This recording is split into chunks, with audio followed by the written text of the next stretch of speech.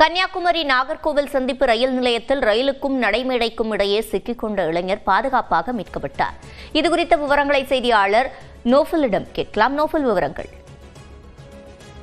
கன்னியாகுமரி மாவட்டம் நாகர்கோவில் சந்திப்பு ரயில் நிலையம் என்பது முக்கியமான சந்திப்பு ரயில் நிலையமாக உள்ளது.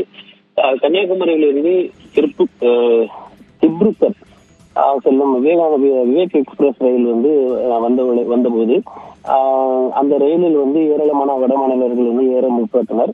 அப்போது அந்த பகுதியில் வந்தபோது ஒருவர் திடீரென ரயிலில் அந்த ஹேண்ட் ரயிலை பிடித்து ஏற முயற்சி செய்யும் போது அவரு எதிர்பாராத விதமாக தவறி விழுந்தார்.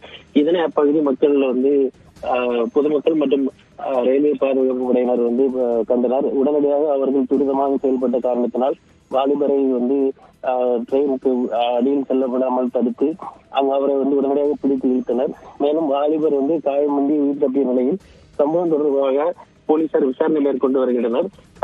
போலீசார் விசாரணையில் அந்த வாலிபர் தக்கலை காந்திநகர் பகுதியை சேர்ந்த ராஜேஷ் என்பது தெரிய வந்தது. விவரங்களை வழங்கியமைக்கு நன்றி நோக்கு.